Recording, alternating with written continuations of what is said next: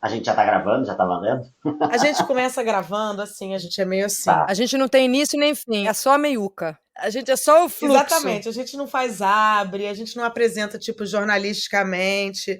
A gente pode até falar, Pedro França, diretor de cor política. De um modo geral, a gente começa Ah, que conversando ótimo. e aí vai entendendo no meio do caminho. Como é que surgiu a ideia do filme, Pedro? Tava ali pandemia, junho, julho de 2020, ainda bem início de pandemia. Só um pouquinho, deixa eu só te interromper um minuto. Talvez eu grite quando a Erika entrar, tá? Talvez eu fique meio sem noção. Desculpa. Vamos, ela é assim mesmo, ela causa comoção. Eu já botei a mão até no ouvido, você vê meu corpo, né? Meu corpo já afastou antes de você gritar. Olha ela. Olha, chegou chiquérrima. Que prazer, Érica. Gente, peraí, vou gritar, vou gritar. Érica! Bem-vinda, Noronha, Érica. Meus amores, tudo bem? Obrigada pela recepção calorosa. O prazer é todo meu de estar aqui com vocês. Pedrinho. Ai, que ótimo. Érica, eu tô há 2 dias com você. Tem aquele filme 500 Dias com Ela e tem o filme 2 Dias com Érica. Eu tô, tipo assim, há 2 dias vendo absolutamente. Stalkeando totalmente. Stalkeando num grau, amor, que você não tá entendendo. Sei coisas da sua vida. Olha. Que nem eu mesma sei. Que nem você sabe. O meu áudio tá bom? Vocês querem que eu coloque um fone? Tô vendo que tá todo mundo de fone. Tá ótimo. Não, mas é que a gente não tá com esse cabelo incrível. Se a gente tivesse com esse cabelo incrível, a gente tava sem fone. Aliás, o fone é ótimo pra isso, né, amiguita? Pra disfarçar o cabelo. Entendi o truque do fone. Às vezes eu também uso, em especial na academia. Lá vem elas, lá vem ela. Deixa falar, melhor deixar. Eu gostaria de começar te fazendo uma pergunta muito política. Vamos lá. Casos de Família, programa do SBT. Ai, eu não acredito, Maria, que você chegou a essas declarações que eu andei dando em alguns momentos da minha trajetória. Gata, desenvolve, eu quero saber, adorei isso, porque eu vi Os Ricos Também Choram e essas coisas de infância. Isso é político também, galera, foi mal, isso também é político. Isso é extremamente político por 2 pontos de vista. Gosto de lembrar de casos de famílias porque caso de família é uma memória de família pra mim. Chegava da escola à tarde, no período da tarde, minha avó que inclusive participa de cor política, e a minha família tinha uma coisa muito de não querer que nós assistíssemos programas e novelas da Globo porque tinha cenas de beijo, tinha cenas de sexo, e pra minha avó aquilo era muito não pra infância, não pra crianças, então ela deixava no SBT o dia todo. E eu assistia à tarde com ela Casos de Família, e tinha um outro programa que eu via muito com a minha avó paterna e que eu trago como herança, é uma coisa que sempre que eu tô em casa que eu posso ver, é o programa Mulher da Gazeta, Mulheres da Gazeta, porque tinha culinária, minha avó gostava de culinária. Essas programações, e aí eu gosto de problematizar, porque depois que eu comecei a tomar consciência, Casos de Família, inclusive eu disse isso recentemente, que bom que já não passa mais. Eu tenho saudades porque me lembrava da minha avó, me lembrava da minha infância, me levava para um lugar nostálgico muito gostoso, mas era um programa que tinha retratações de figuras como eu, que era muito problemático, né? Era meio que um freak show para as identidades trans, travestis, entre uma série de outras pautas que eram muito problemáticas da forma como eram tratadas por esse programa. Mas eu gostava de assistir Casos de Família. Quando me perguntam em entrevistas, programas de televisão que eu gostava de assistir, não tenho vergonha em dizer que sim, via Casos de Família, gostava de Casos de Família, problematizava Casos de Família quando era necessário problematizar, mas que essa é uma herança que eu trago das mulheres que me criaram. E toda vez que eu tô em casa, que eu posso colocar ou mulheres, ou quando tinha o extinto Casos de Família, eu me sinto mais pertinha delas. Eu lembro de como a gente passava a tarde junto, sempre tinha uma comidinha, tinha um negocinho ali. Que bom que eu ainda tenho as minhas avós comigo e posso reviver algumas coisas com elas, mas elas estão, uma tá no Paraná, a outra tá em Itu, e elas são mulheres muito importantes na minha vida. Hoje em dia tem muito streaming, tem não sei o quê. Hoje, por exemplo, a gente tá gravando esse programa, daqui a pouco tem último episódio de Succession, eu tô assim, bem tensa. Nem sei como você quis gravar de noite, no domingo, eu falei, bom... Eu não sei como eu falo com você, Isabel, você nunca tá assistindo um episódio de Succession. Isso mantém a minha originalidade. É muito difícil isso pra mim. Outro dia eu tava lendo sobre isso, gente. Eu tô lendo uma mulher belga chamada Esther Perel, que é muito gênia, que ela fala de relacionamento. E ela fala qual é o problema dos relacionamentos? Sexo no casamento. Nada a ver os assuntos, tá, gente? Mas esse programa é um programa meio aleatório. Eu amo. Que as pessoas querem se fundir. Você conhece uma pessoa, você quer ir em direção a ela. E ela vai em direção a você. Até que elas viram uma coisa só e perdem completamente o interesse uma pela outra, porque a gente sempre precisa ir em direção a alguma coisa. E a Esther Perel, ela fala que é muito importante no casamento a gente manter as lacunas. Que esse papo de falar tudo é caidaço. Ou seja, Bel, tudo isso pra dizer que talvez nosso casamento... Só dure porque eu não assisto Succession. Vou assistir Succession pra conversar sobre o que você conversa com as outras pessoas todas e o que você fala aqui, entendeu? Nossos assuntos são outros, amiguita.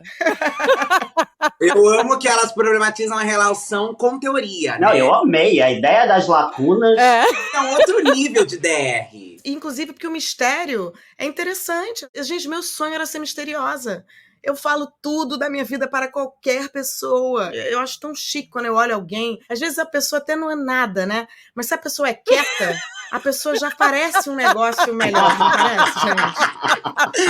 Eu acho ótimo, porque se a pessoa é quieta, é uma teoria que não se aplica a você, né, Mary? Você já abriu mão dela. Érica também abriu mão dela. Nem sei se eu posso dizer que eu abri mão. Eu acho que foi um gesto involuntário. Eu nasci sendo assim. Acho que também tem influência do meu signo. Eu sou sagitariana e com Lua em Gêmeos. Então acho que são dois fatores bastante importantes. Lua é comunicação e Gêmeos também é da comunicação. E Sagitário é expansão. Fala, habla, acontece, existe. Eu acho que a vida já me fez aberta sem conseguir ficar um pouco mais quietinha. Às vezes eu adoraria também, Maria, ficar um pouquinho mais calada, parecer um pouquinho mais sofisticada. Eu acho que é chique a pessoa que fala menos, fala mais baixo, é mais contida. Eu vi o programa do Taz, eu vi o Roda Viva, eu desliguei e falei, gente, amanhã eu vou entrevistar a próxima presidenta do Brasil.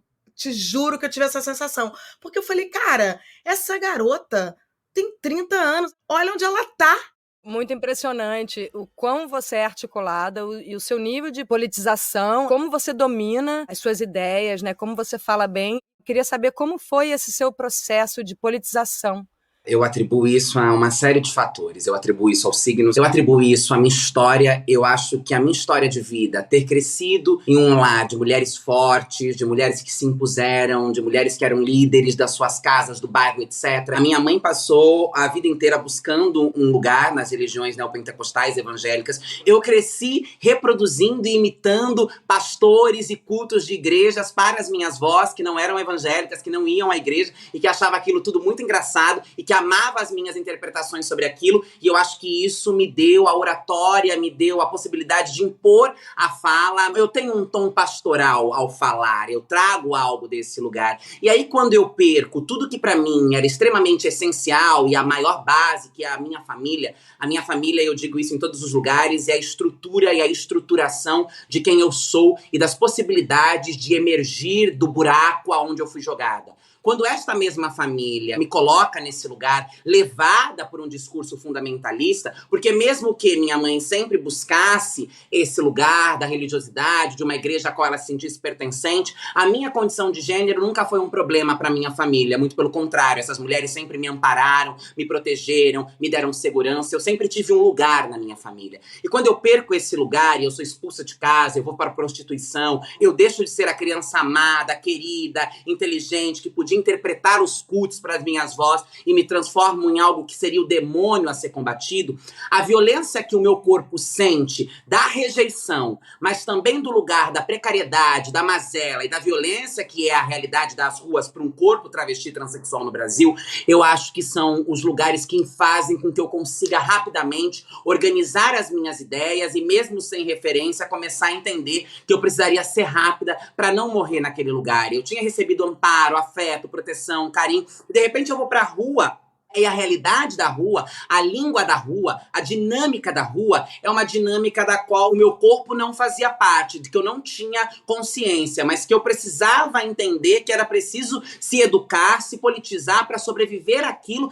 Eu me sinto uma sobrevivente, eu sou sobrevivente de um sistema que tentou me matar o tempo inteiro e que eu precisei ser ágil, que eu precisei ser esperta para driblar esse sistema, sobreviver e sair dele. E aí a politização, no sentido mais puro da palavra, de me politizar, eu acho que foi na rua, porque eu aprendo muita coisa, me formo muito na rua. Eu sempre disse que tinha pedagogia da vida, porque a vida me educou, a vida me ensinou, a vida me apontou os caminhos, as realidades, as durezas, as dores que eu precisava interpretar para me tornar uma agente política. E quando eu vou para o movimento estudantil na universidade, quando eu acesso, enfim, as teorias, a literatura, o conhecimento que já havia sido produzido, é que eu começo então a dar nome às violências e àquela realidade que eu havia encontrado nas ruas, que até então eram vivências, era estritamente empírica, era algo do qual eu estava sentindo, compartilhando, vivendo, mas não chamava racismo, não chamava misoginia, transfobia. E na academia, com o movimento estudantil, eu começo a nomeá-las, e aí eu fui buscar esse embasamento para, enfim, me tornar uma ativista, uma militante e hoje uma deputada federal. Você é das mais jovens deputadas, né, de Brasília, e você comentou agora recentemente na São Paulo Fashion Week sobre ser a musa de Brasília, e a Manu Dávila comentava muito isso na época dela, que ela se sentia lisonjeada por um lado e por outro ela sentia um certo preconceito, um certo desdém, né? Brasília é um lugar ainda, por mais que a gente tenha avançado, é um lugar ainda muito machista, né? De homens brancos. Eu fui recentemente a Brasília e no Congresso e é um negócio assustador, cara. Parece que você foi jogado no tempo 100 anos atrás. Uma pessoa de uma revista que ela vai ser capa, que vai sair já já, veio me entrevistar sobre a Érica, né? Vou dar um spoiler aqui, Érica. E ela perguntou assim, mas o que você percebeu de mudança, de desenvolvimento, de amadurecimento da Érica? Nada. A Érica parece uma pessoa feita. Uma pessoa que fala com 5 anos que ia ser presidente e que brincava de ministérios. A mãe dela fala isso em algum momento, ela gostava de jogar jogo com questões políticas. A Érica realmente ela é muito magnética. Loucura, assim. Ali no começo do filme ela tinha, 30 mil seguidores, estava começando uma primeira campanha solo dela ali. Eu fui nela por um interesse que eu estava começando a ver, assim, e eu queria pelo menos que o filme tivesse LGBT. E ela era a minha personagem T. Ao longo do processo da campanha, a coisa foi crescendo. Eu não tinha certeza ainda se ela seria eleita. Para mim, seria interessante que eu tivesse no filme pelo menos um personagem eleito. E a Érica, ela em um mês, a coisa foi crescendo, e ela não para, né? Ela é o fenômeno do Congresso hoje em dia. Todo dia tem alguém compartilhando alguma fala da Érica. Lindo! Então, de fato, assim, eu acho que ela vai muito longe demais, assim. Eu tô completamente apaixonado, ficamos amigos, estou muito orgulhoso e honrado de ter contado esse registrinho desse começo de um fenômeno que ainda vai, sei lá, não sei dizer qual é o limite para a Érica. Ô Pedro, o filme estreia agora, né? Eu queria que você desse o serviço antes que a gente se empolgue muito, do jeito que esse programa é aleatório. Vamos lá, o filme estreia dia 8 de junho nos cinemas, em algumas cidades do Brasil, né? Vamos chegar aonde der para chegar, mas já temos algumas praças confirmadas. E eu quero levar esse filme para debate, escola. Eu acho que esse filme ele também tem uma missão muito pedagógica. Acho muito importante a fala da Érica, quando ela fala... E aí eu me dei conta da minha visão ingênua. Não dá para ser anarquista e botar fogo em ônibus. Eu não ia mudar nada. Esse filme é uma homenagem à política, porque de fato a gente precisa estar inserido. É ali que a gente vai conseguir. A Renata Carvalho também fala, se você tem um armazém com 1000 pessoas e uma pessoa trans, ela vai continuar sendo exotificada, objetificada, violentada. Se você tem 200, aquilo vai se naturalizando. A gente precisa que o Congresso, de fato, represente o Brasil. Até porque com esse discurso antissistema que a gente elegeu o Bolsonaro, né? Exatamente. Começou como uma coisa contra tudo, né? A vilanização da política é o pior buraco que a gente se meteu e é de onde a gente precisa sair urgentemente. Eu acabei de viver a Fernanda Young no teatro, né? E a Fernanda Young se ressentia muito de nunca ter sido plenamente aceita no meio literário, porque ela queria escrever livro e posar pelada. E, na verdade, meio que não pode, né? E pode, cara. Quem disse que não pode? Não pode até chegar uma Fernanda, até chegar uma Érica e falar, desculpa, eu vou mudar o Brasil de salto. Isso é uma coisa tranquila para você? Ou se você às vezes sente ainda uma assim, será que ela é séria o suficiente? Eu sinto que tem um questionamento, ainda mais na política. A política é o lugar cafona, e eu digo isso sempre, eu reforço isso sempre. E eu acho que a cafonice da política faz parte de um projeto de fazer com que as pessoas não se identifiquem com ela. Um projeto de fazer com que a política sempre seja enxergada como algo cinza, chato, distante, que não tem relação com a moda, com a beleza. Primeiro que assim, a política ela é pensada e organizada sempre por homens mais velhos. Essa gente não consegue se atualizar. E não não se atualiza pela precariedade, sim, da intelectualidade, da capacidade desses homens de conseguirem avançar para além dos tempos que já passaram, mas também porque para eles é bastante interessante que as coisas sejam estáticas, porque as coisas estáticas, elas não se transformam, elas não se repensam e elas continuam atendendo, agradando, incluindo aqueles que sempre estiveram dentro delas. A provocação que eu faço de disputar a política também pela estética é dizer, eu só permeio entre a juventude, eu só rito no TikTok,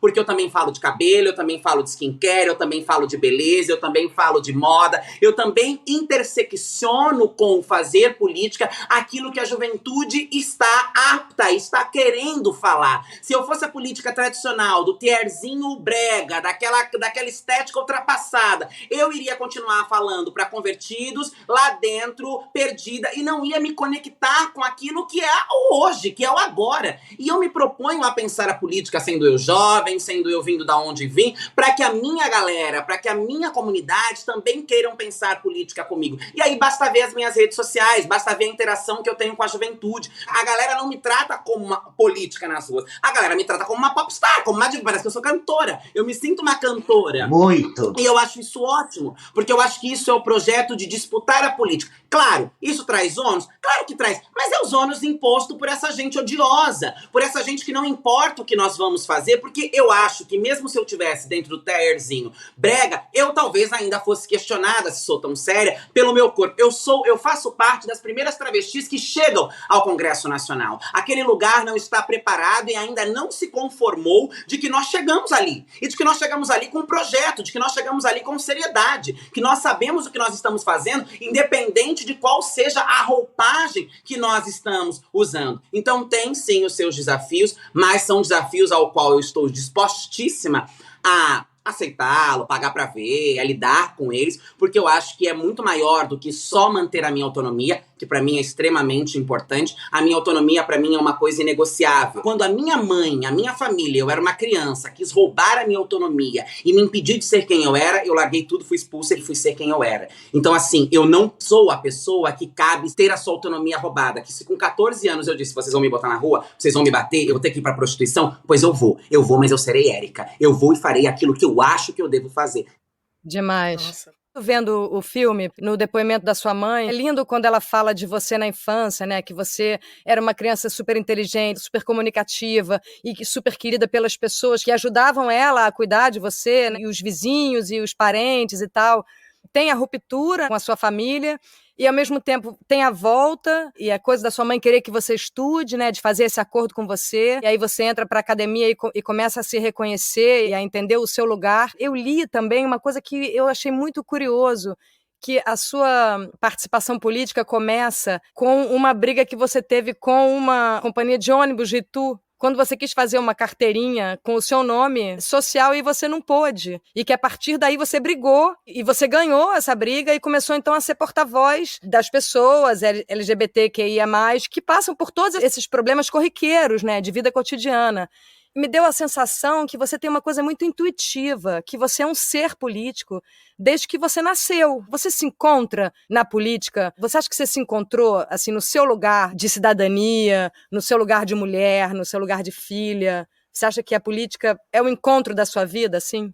Olha, não sei se eu diria que a política é o encontro da minha vida. Eu acho que a política é a consequência da minha vida. Eu me sinto e me percebo política desde sempre. O Pedrinho falou da minha avó, citando no filme que eu diria que ser presidente, minha mãe brincando. Uma vez teve uma apresentação, era a época de CPI de alguma coisa, mensalão, não me lembro. Eu tava acho que na 7ª série, 6ª série, e tinha que fazer uma apresentação teatral, e eu fiz um espetáculo na escola, tipo assim, ensaiei semanas, dirigi porque eu queria que fosse exatamente como era uma disciplina de português, professora Cássia, nunca vou me esquecer, porque eu choquei a escola inteira com o que eu fiz, porque os alunos tinham feito uma reprodução, o trabalho era sobre reproduzir, fazer algo sobre políticas, nananã, mas os alunos fizeram ali uma apresentação comum, galera tímida, com vergonha, eu levei copo de água, eu fiz toda uma cena, então eu acho que de fato eu tenho algo com a política, mas eu não acho que a política é é um ponto de encontro. Eu acho que a política é uma consequência. Porque quando eu comecei a construção da minha identidade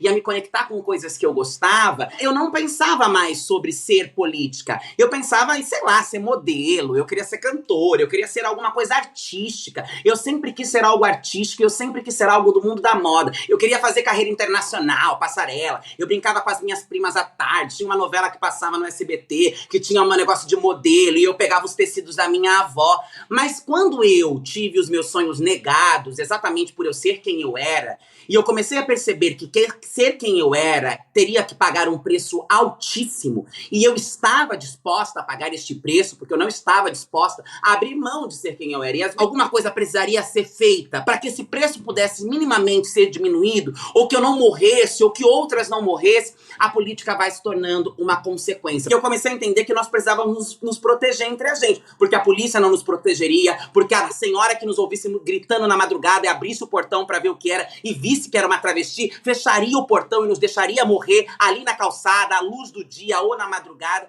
Então a política se tornou uma consequência da minha existência. E que quando eu cheguei até ela, eu comecei a querer, então, interseccionar aquilo que eu já havia sonhado com o que eu poderia fazer para transformar a minha realidade. E aí disse tudo isso para, não sei se fui clara na minha resposta, mas que eu não acho que é o encontro. Eu acho que é a consequência do encontro comigo mesma, sabe? Enfim, não sei se deu para entender. Sim, deu super. E a política, ela tá inserida na nossa vida cotidiana. Não tem como fugir disso.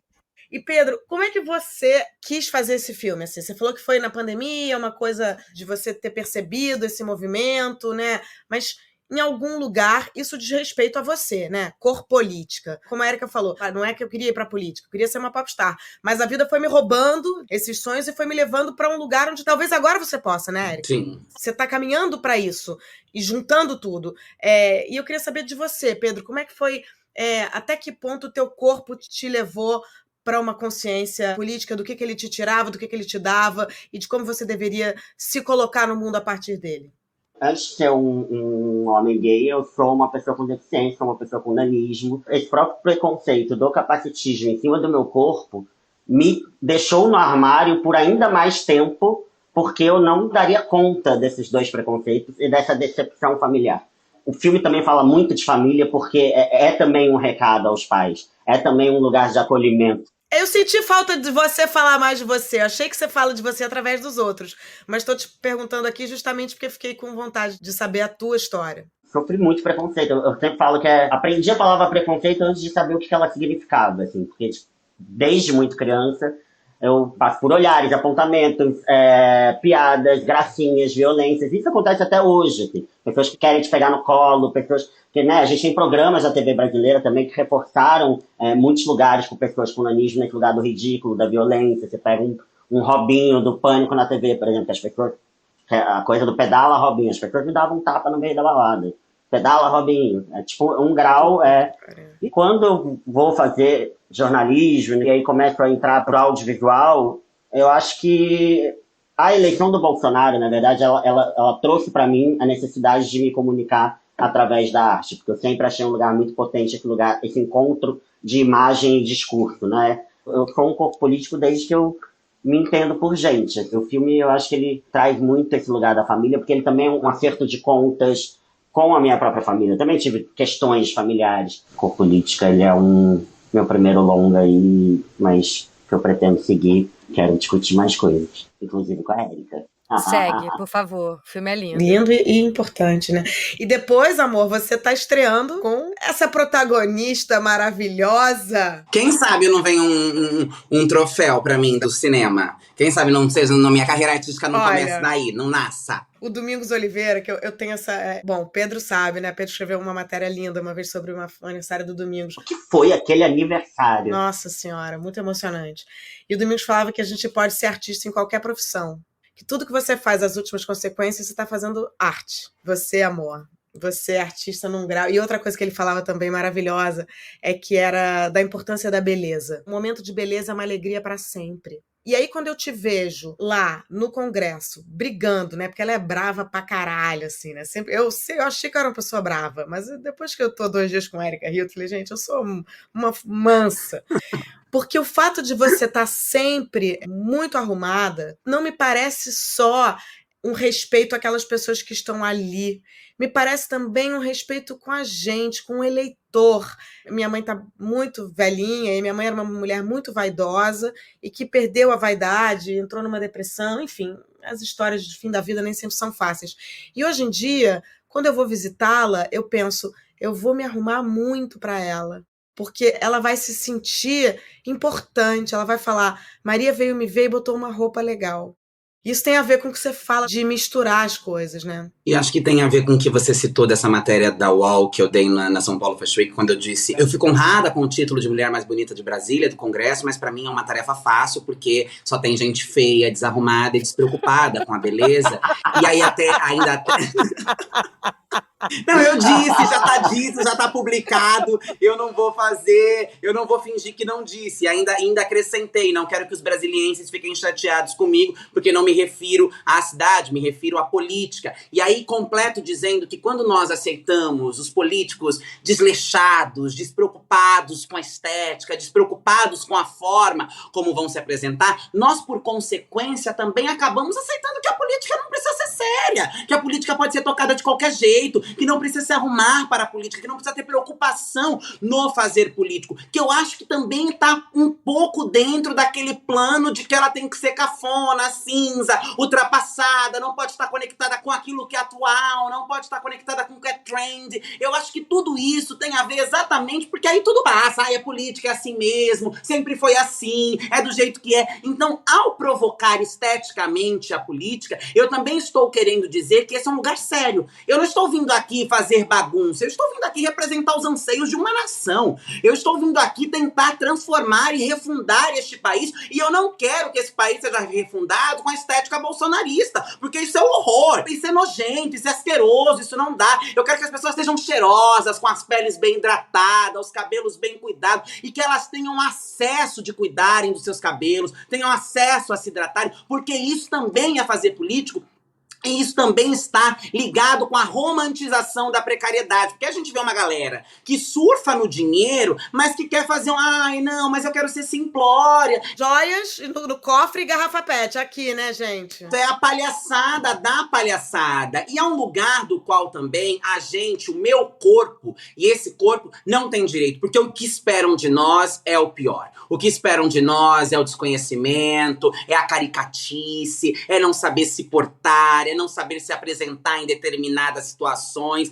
E aí eu tenho um compromisso com a minha comunidade, com a minha história, com a refundação do país, que é: eu não me prestarei ao papel de reforçar estereótipos. Eu não me prestarei ao papel de dar a eles o gostinho de terem exatamente aquilo que eles esperam que eu irei oferecer. Muito pelo contrário. Eu irei oferecer aquilo que eles não estão esperando. Eu mostrarei para ele que existem muitas outras ramificações das nossas existências para além dos estereótipos que eles construíram sobre nós. E aí eles ficam perplexos mesmo, porque eles não podem imaginar que a gente vai chegar muito bem apresentada, muito bem antenada, e não estamos nos preocupando com a beleza, ou com a estética, ou com nada disso, deixando de mão o conteúdo. Porque também poderia ser um outro lugar. Ai, tá, ela tá impecável, tá aqui, trouxe, entregou cabelo, pele, roupa, bolsa, maquiagem, nanã, mas cadê o conteúdo? Porque isso daqui também ainda é política, ainda precisa de determinado conteúdo. Nós estamos fazendo isso, mas nós também estamos entregando conteúdo. Conteúdo esse que, diga-se de passagem, eles mesmos, horrorosos do jeito que estão, às vezes não conseguem entender, nem entregar. Aí eu fico pensando, o que essa gente faz com o tempo dela? Porque não usa pra se arrumar, não usa pra se preocupar com nada. E ainda chega aqui pra falar um monte de merda. O que essa gente faz? Tem um momento que você vai atacar, que você vai votar com o governo, você vai votar contra o governo. É o amor do não, né? Às vezes é muito importante você ter à sua volta pessoas que te dizem assim, não, você está viajando, do que você só ter bajuladores, do que você só ter gente ao teu lado porque sim. E eu fico imaginando que isso na política isso elevado à milésima potência, porque você tem um partido, você pertence a um lugar, você tem uma causa, mas eventualmente ali você vai votar contra uma pessoa. Você tem que se posicionar, né? O Lula nunca foi um cara que. Nunca foi um governo assim de esquerda, né? Um cara que, os bancos lucraram pra caramba no governo Lula. O Lula é um cara que conversou com todo mundo. Mas você tem que estar ligado nos jovens, como a Érica falou. E às vezes eu tenho essa impressão de que nem todo mundo entendeu. Por que o WhatsApp ficou tão grande? A minha mãe, por exemplo, não consegue distinguir que o WhatsApp não é a verdade. Isso aqui é muito novo, gente. Eu, que tenho 47 anos, não consigo mais ligar a televisão da minha casa. A gente tá vivendo uma parada muito louca, que a gente virou isso aqui um braço, né? E o que você faz com isso?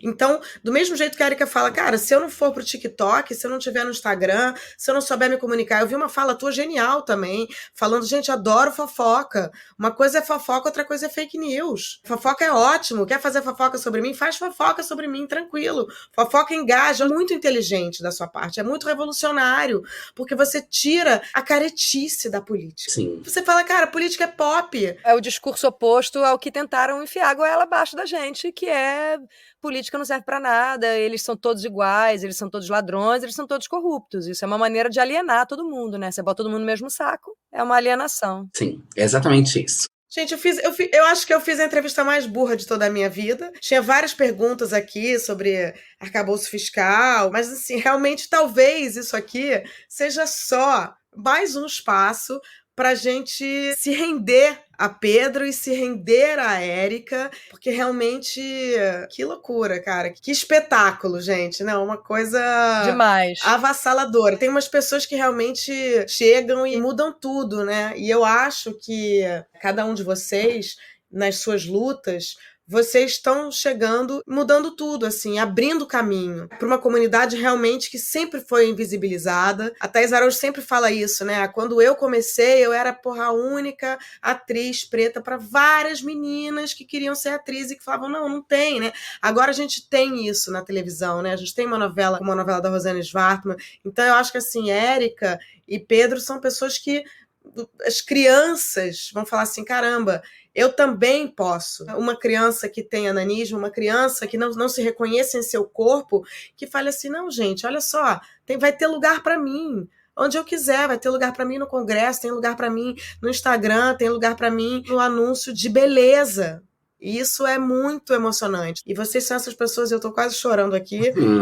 Fofa. E a música, gente, e a música? Quer escolher uma música, Érica? Quero. Não, eu não vou cantar, porque eu não vou fazer Escolhe uma pra ele cantar. Eu não vou acabar com tudo isso. Foi lindo e, de repente, chegar eu cantando no final, destrói tudo que nós fizemos nessa 1h20. Eu tenho uma música que eu tenho ouvido muito, muito, muito. E eu já fiquei muito feliz, porque eu vi que ela falou que é a música dela preferida de cantar. E eu falei, gente, é a minha música favorita de ouvir. A gente tem uma conexão muito grande mesmo. É Hit It, de Beyoncé, do álbum Novo Renaissance. Então, Hit It é a minha música do momento. E ontem ela falou, essa é a minha música favorita de cantar. E eu falei, mentira!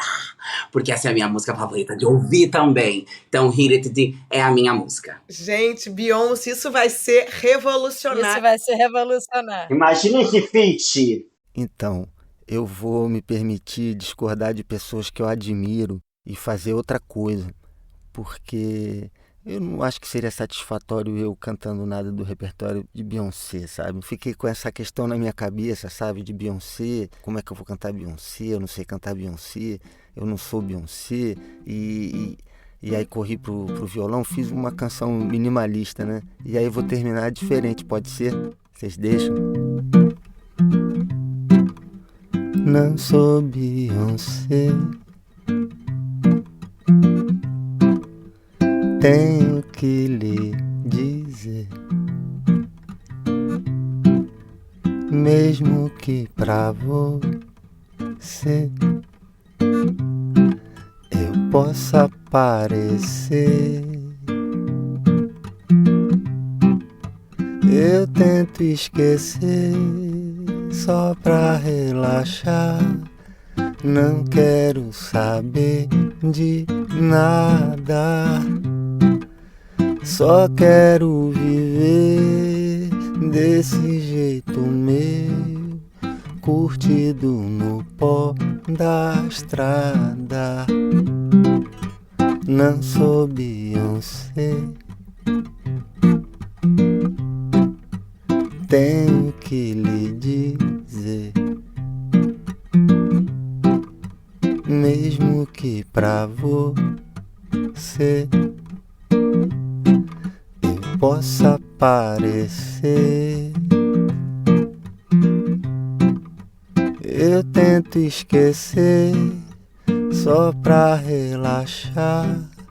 Não quero saber de nada, só quero viver desse jeito meu, curtido no pó da estrada.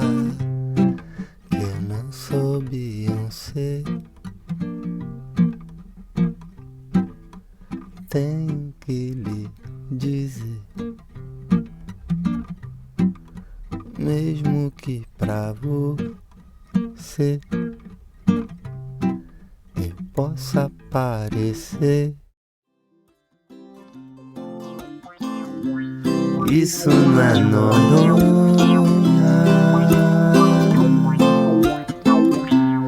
isso não é Noronha.